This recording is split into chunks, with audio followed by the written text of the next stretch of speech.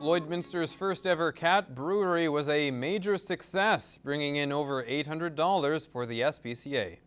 You've done it. You've done it. People packed the house to have a pint with a few felines last night. Local brewery, Fourth Meridian Brewing Company, and the SPCA partnered together to put on the unique event. We're animal lovers and we love the work the SPCA does, so any opportunity that we could take to try and support them, we were absolutely willing to do and excited to do. We're super excited. It's well beyond what we were expecting, and the cats seem to be really enjoying themselves, that extra attention and having the big space to move around in, so we're overwhelmed with the response. It's so great to see. 8 cats that are up for adoption were there to mingle with the crowd, helping to bring attention to the organization. It's a great chance for people just to realize that the SPCA is out there and involved in the community. It's a great opportunity for maybe some people that don't usually hang out with cats to see that cats are great companions. The SPCA and Fourth Meridian hope to put on the event again in the future. Well, a Lloydminster church's trip to Israel included an event that one local pastor will never forget. Everything just sort of aligned. That contact I had made before in Israel and have become friends with, was invited to be a part of the first ever study of the Old Testament, or the Torah, in Parliament, which is called Knesset in Israel, between both Jews and non-Jews, which was really a historic event. Pastor Ken's contact invited him to attend the meeting, which was an event that he was not prepared for but will cherish for a lifetime. And so I was packed to lead a tour, and here I am with this invite, and I'm in this inner circle of people all dressed in their, full suits, and I've got my red plaid shirt and my blue jeans and my big lumberjack beard, and I'm totally out of place, but just humbled at the opportunity to be there. Pastor Ken hopes to make these trips and tours to Israel a bi-yearly event for his church. Well, some Lakeland College students were hitting the runway Thursday night to prove they could land the job with just $33.33.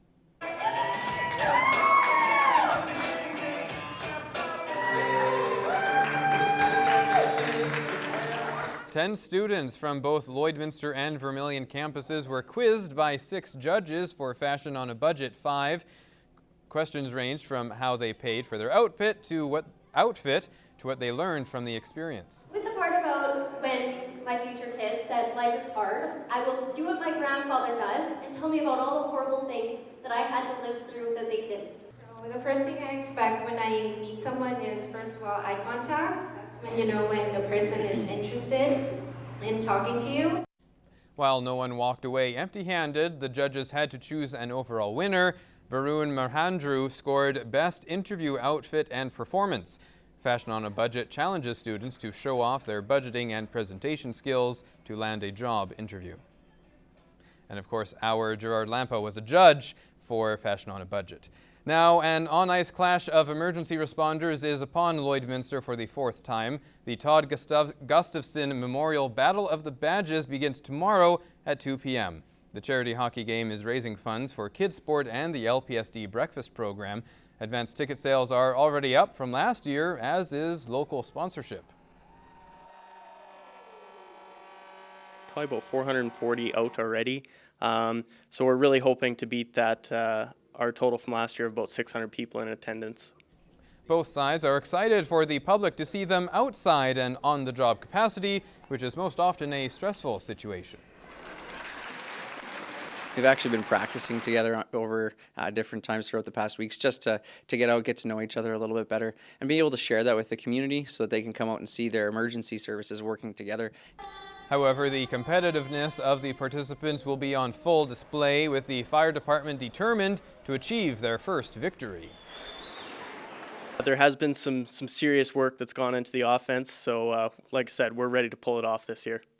Tickets will be available at the entrance of the Civic Center. Well, as we mentioned, the Battle of the Badges takes place tomorrow in the border city, and a jamboree is planned for the Tellaby Lake area. Heather Clagus has all the details in this week's edition of What's Happening.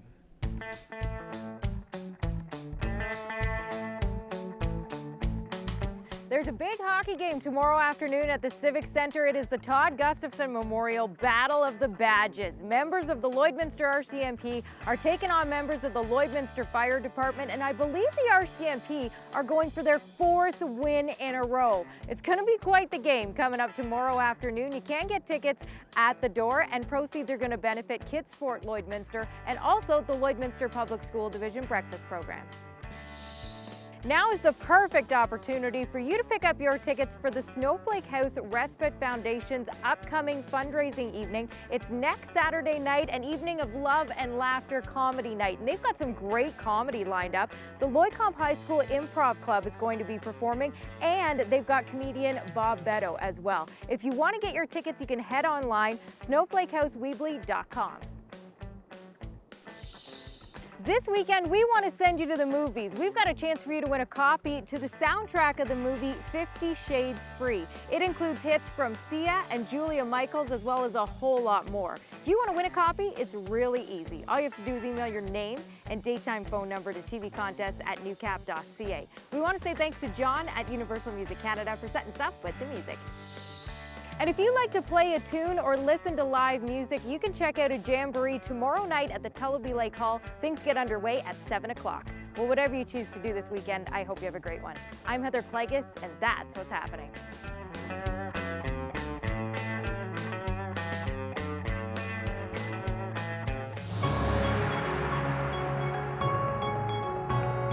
This is Newcap Sports. Accolades for the Lakeland Rustlers continue to pour in. Tuesday, Rustlers men's and women's basketball teams left for ACAC championships in Lethbridge and Calgary, respectively. Wednesday afternoon were both teams' first matches, but Tuesday night, conference awards were handed out, and yet another honor was bestowed upon one prominent member of the Lakeland Athletics Department. Chris King was awarded the ACAC North Women's Basketball Coach of the Year. Here's the staggering stat. It's the 3rd time King's won the award in the last 4 years. A true testament to the quality of his body of work. Or is it?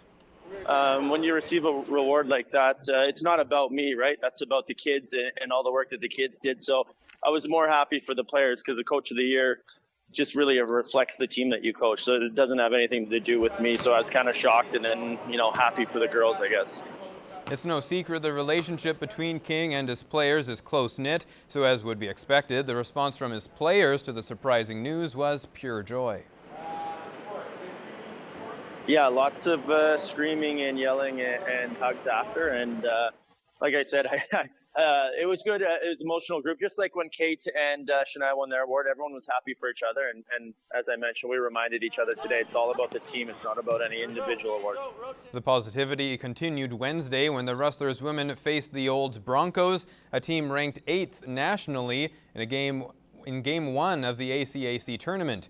The Rustlers were down 12 after one quarter, but battled back for an 81-76 win. Yeah, I thought our girls really stuck to their game plan well. We really tried to take away Brittany, who's probably the best player in our league. We did a good job neutralizing her, and we really pushed the tempo on them. They only played 6 players. Tonight, the Rustlers face the St. Mary's Lightning in semifinal number 1 with a trip to both the ACAC and national championships on the line. The Rustlers haven't faced St. Mary's this season, so it does pose unique challenges. Very guard-heavy lineup. They like to get downhill, really aggressive penetrating, and a couple players that can really shoot the ball. So totally different matchup than today. We're going to go through tape and hopefully get a scout in and walk through tomorrow morning. Another hot-button topic at this year's Agrivisions is sending a chill all the way to the bank. Gerard Lampow finds out why producers need to be concerned about Clubroot. Well, I see that the county did a survey in the fall or sometime last year, and they said out of 150 fields that they tested, there was 10% had positive. That's positive for Clubroot, not the news producers in the Midwest want to hear about the crop that pays the bills. Brian Harvard had 1,000 acres of canola last year south of Blackfoot. He was at Agrivisions listening to agronomist Clint Jurke. There was a survey that was done in Vermilion County where a few fields were found within the county, and northwest Saskatchewan there was 4 fields found in the 9 crop district 9, which is a pretty wide area, but still it indicates to us that this disease is established in our neighborhood now. The fancy footwear on Jurke's feet is more than just a fashion statement, as this agronomist shows fellow canola growers they must stop the Clubroot spread. The two biggest things that we can do right now that are probably going to be different than what most producers are doing is one is to look for the disease, so scouting for it. Can either be look for infected plants at harvest or send soil samples in now. They can test for DNA. The second is actually to start using Clubroot resistant varieties right now.